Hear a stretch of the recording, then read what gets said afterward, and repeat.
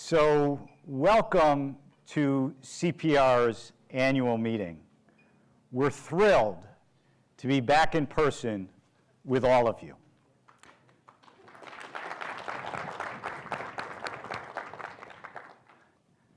Connection is such an important aspect of our work at CPR and of the work of dispute management in general.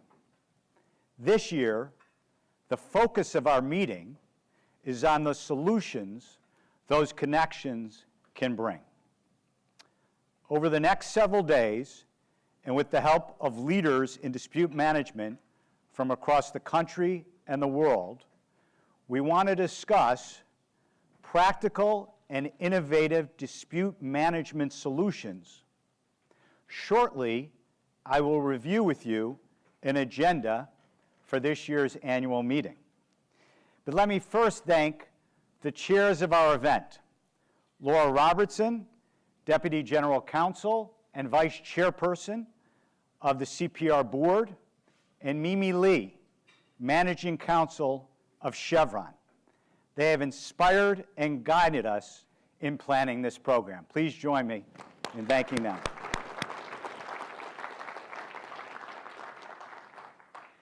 I also want to thank the sponsors of our event, especially our global ADR champions for supporting the event and making it possible.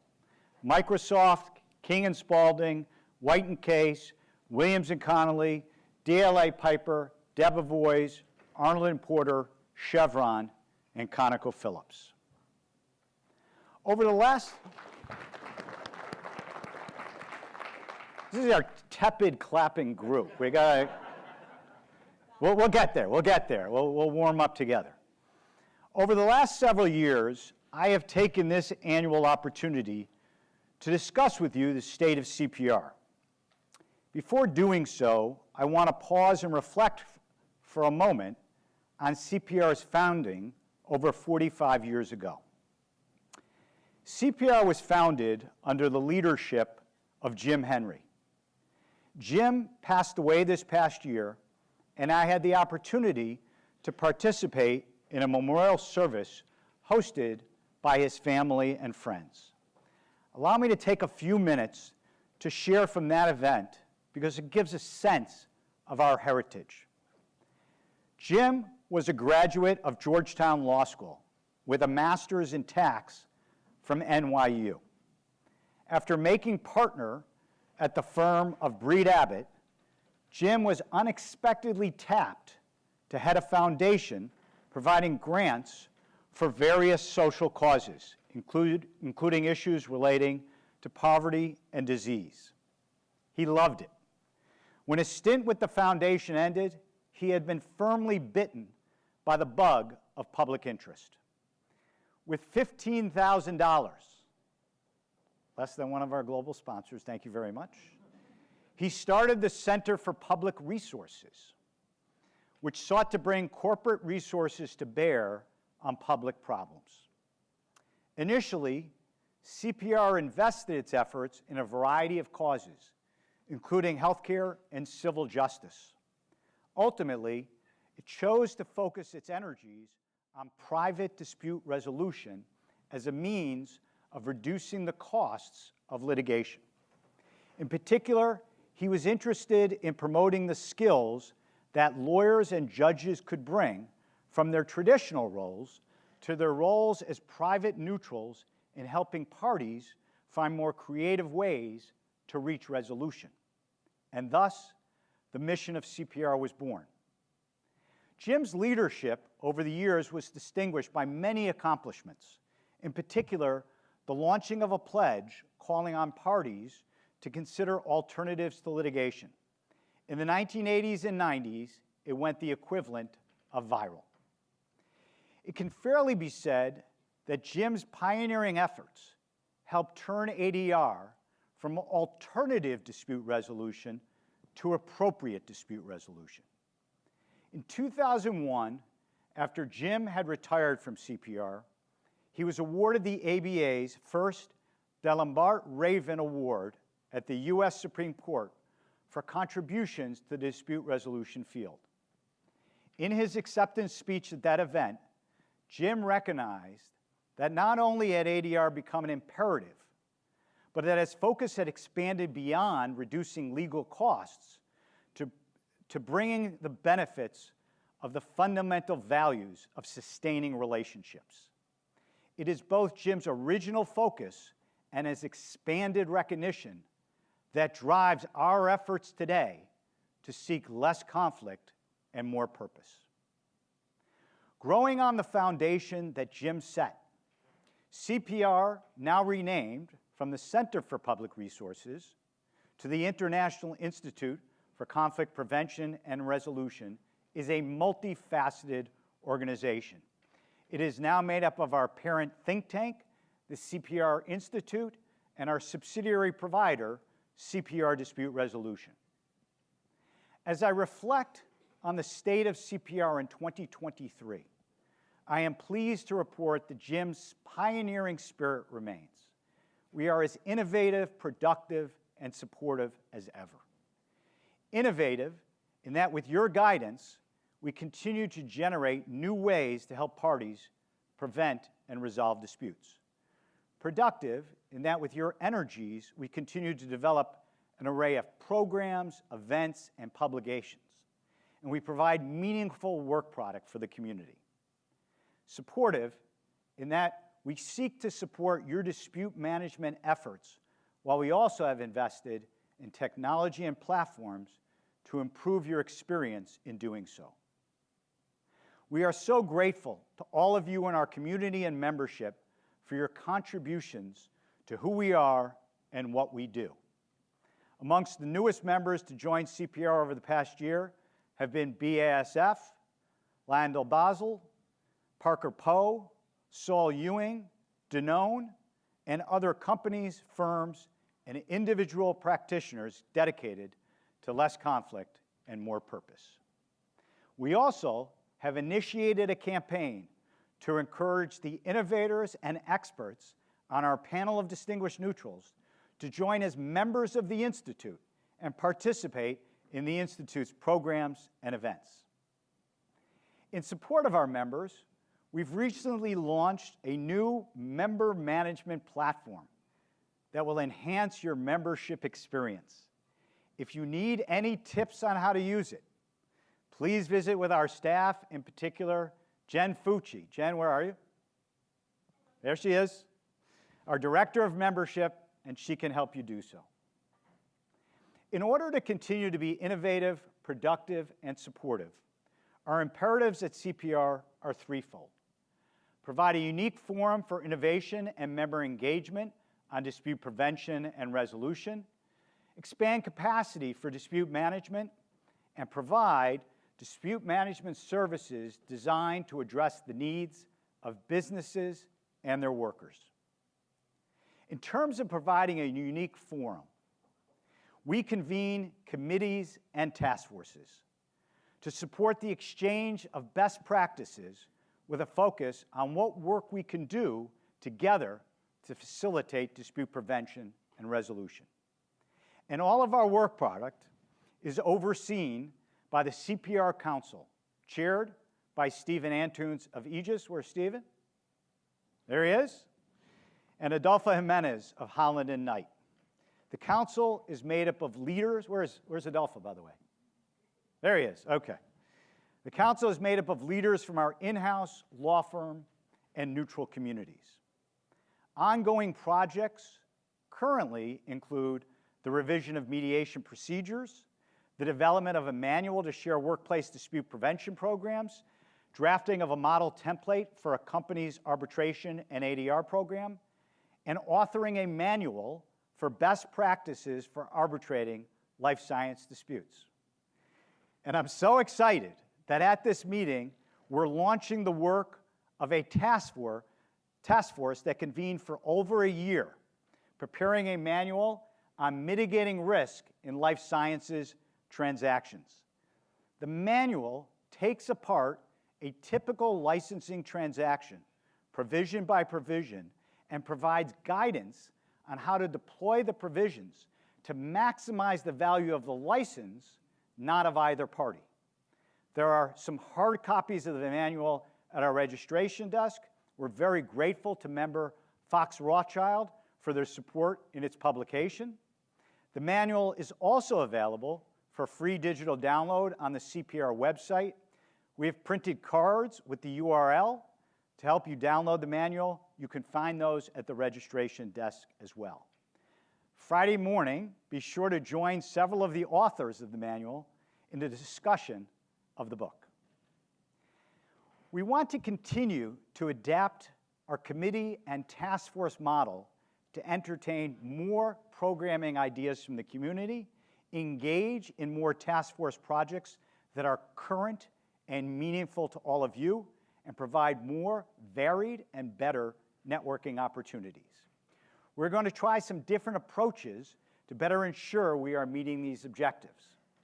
For example, we recognize that while our industry committees might focus on the needs and trends of their respective areas, they also face common challenges and share a common purpose in better managing conflict to reduce costs and get back to business. So we want to explore how we might better integrate our industry alliances into a broader network with new partnering possibilities. We'll be discussing this further with committee leadership.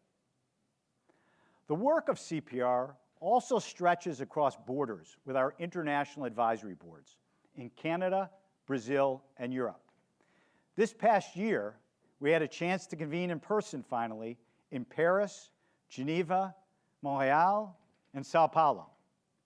The advisory boards undertake various projects of interest. In Brazil, for example, the advisory board convened practitioners and an editorial board of in-house counsel to prepare a manual, The Practical Guide for Arbitration in Brazil. We want to thank member Freshfields for their support in its publication. This manual is also available for free digital download on our website. Our international advisory boards, along with our Young Leaders in Dispute Resolution Group, YADR, also hosted our second annual global conference on December 7th.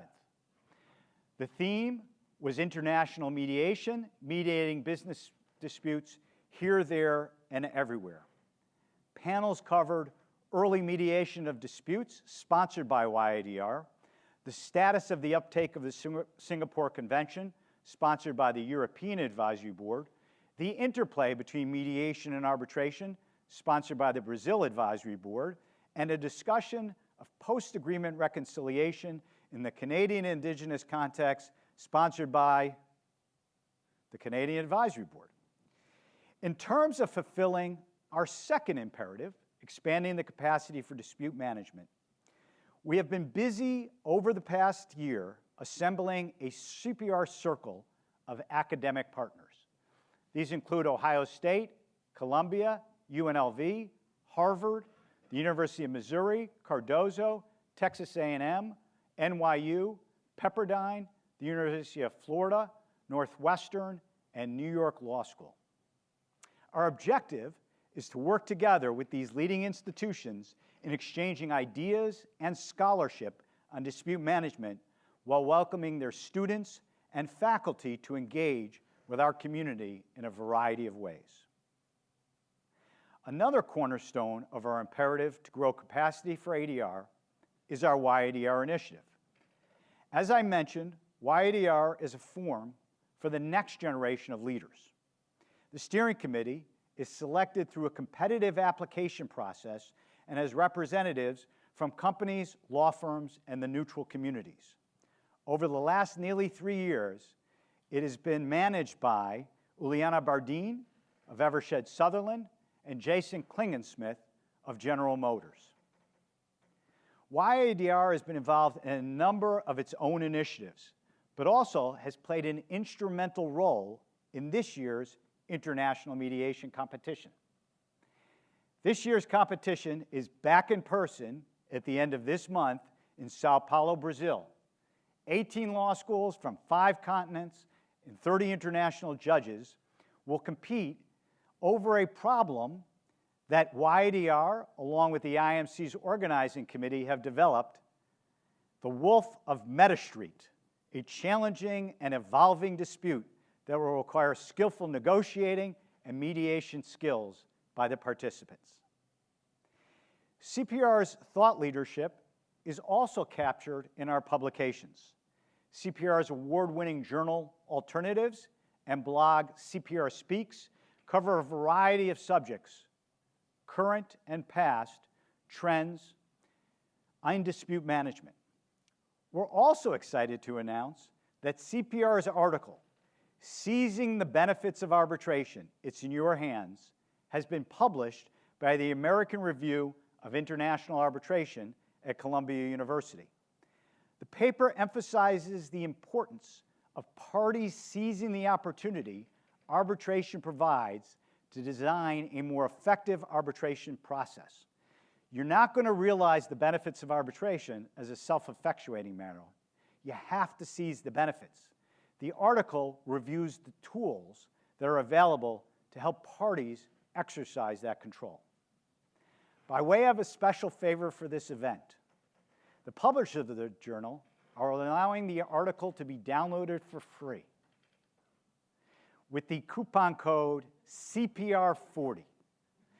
You'll find at the registration desk a card that will take you to their website where you can download that, again, for free with the coupon code CPR40.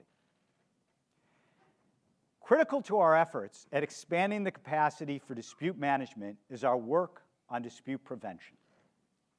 Conflict is inevitable in any set of relationships.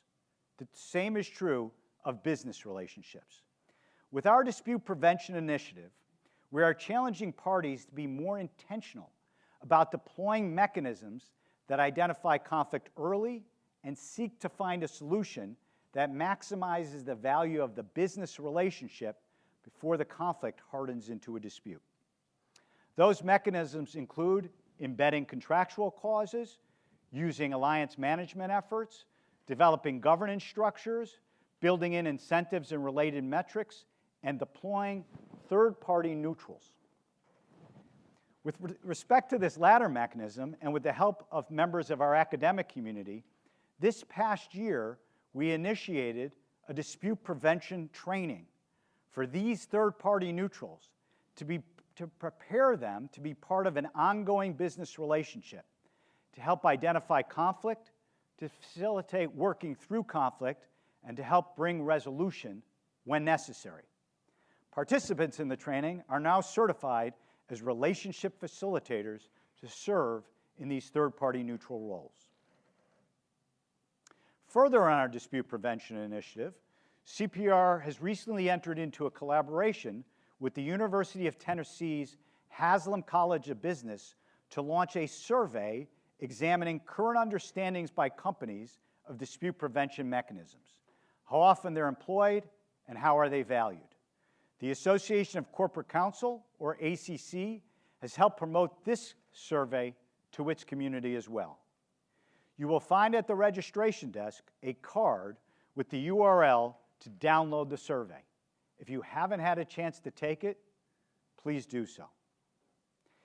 Finally, we've also just received an endorsement from the ABA to begin a podcast series on dispute prevention. Stay tuned for that. Another of our critical initiatives for expanding the capacity for dispute management relates to increasing the diversity, equity, and inclusion in ADR. This past year, our board endorsed aligning the CPR diversity commitment with that of the Ray Corollary Initiative, or RCI.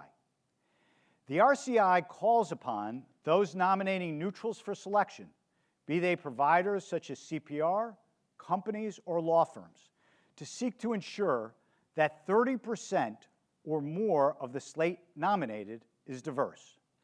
This metric is premised on social science research that shows that this tipping point increases the prospect of a diverse neutral actually being selected. Over the last year, we at DRS satisfied this metric in nearly every matter DRS administered in arbitration, with 46% of the neutrals selected being diverse. This May, We are holding what we hope to be the first in a series of very special events to discuss the RCI and how it can be utilized to drive toward more diverse selection. The first event is being hosted at Howard University's Law School alongside the RCI, Women in Dispute Resolution Group of the ABA, and Howard University itself. We recognize that part of the challenge in expanding the diversity of neutrals employed is the lack of familiarity with a broader range of neutrals. So at this event, we want to create a forum, an opportunity for those in the corporate and law firm community who are involved in selecting neutrals to have a chance to meet neutrals they might otherwise not have had a chance to work with. In so doing, we hope to expand the field of engagements to include a more diverse set of neutrals. Finally, we also have begun posting video interviews with diverse neutrals in our community to better introduce those neutrals to our community. Our final imperative is growing our dispute resolution services. CPR Dispute Resolution provides boutique-style dispute management services with responsive and experienced case managers and leverages the wisdom and expertise of the members of the CPR Institute. It is that wisdom and expertise of our members from the front lines of disputes that have helped us develop the rules, procedures, protocols, and guidelines that govern the administration of dispute resolution matters. An excellent example of this is CPR's employment-related mass claims protocol. We brought together in-house, outside defense counsel, plaintiffs' counsel, neutrals to convene to discuss what procedures might we put in place to help bring more efficient resolution to the difficult challenges of mass claims. We developed the mass claims protocol. Another innovation that DRS launched this past year is the B2B dispute resolution program. This program works with parties after the dispute has arisen, now that you know what the dispute is, to discuss what are your imperatives for that dispute. How important is the relationship? What is your funding and budget? What is your timing for the dispute? How much control do you want over the dispute? To work with a neutral who just to discuss process with you and help develop the best process possible for bringing efficient resolution.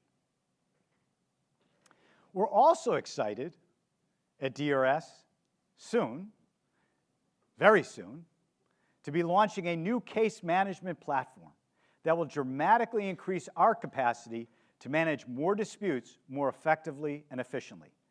This platform will be called CPR Dispute Resolution's Complete Case Platform.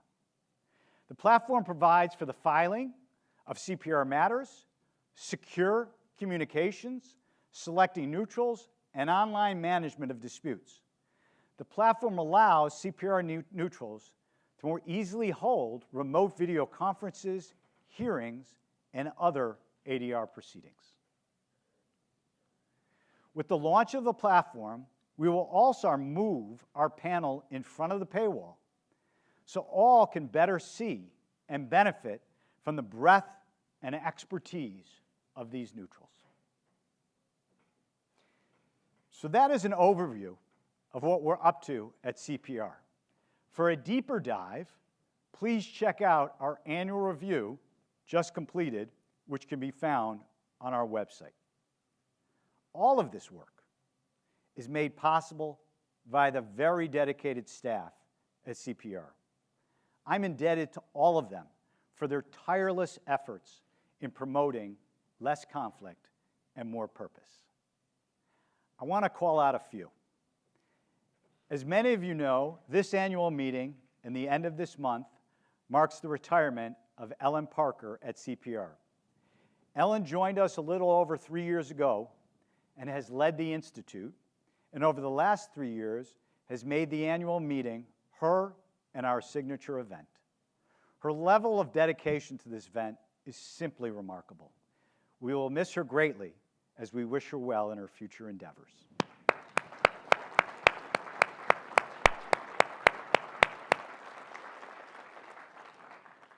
At the same time, we're excited to announce that taking Ellen's place as the head of the Institute is Helena Deveris Erickson. Due to a family matter, she unfortunately was not able to join us down here in New Orleans this week. But Helena has been with CPR for over 19 years.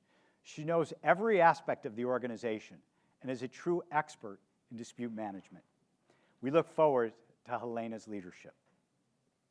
Taking Helena's spot to lead CPR dispute resolution will be Mia Levy. Mia has been with DRS for over 2 years and has been in the ADR field for quite a few years before that. We look forward to the growth that Mia will help bring.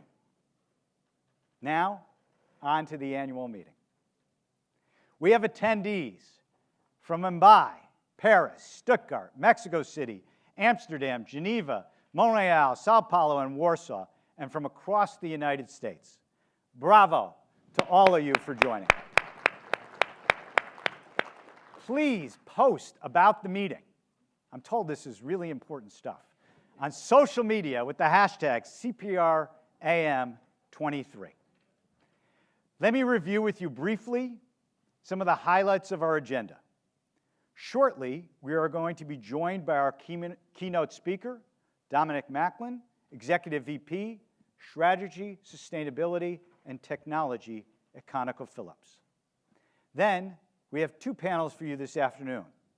One related to the real-world implications of cybersecurity, and another on the real-world implications of new incentives for renewable energy and the new actors and potential disputes those incentives may introduce. This evening, we have a welcome reception in the hotel's garden. Please join us. Tomorrow morning, we will be greeted by our meeting co-chairs, and then our first 2 panels will focus on arbitration, sharing best practices for a more efficient arbitration and the use of mock arbitrations to assess your case. There will be a late morning session on managing risk in the evolving landscape of ESG with our annual Corporate Council Roundtable.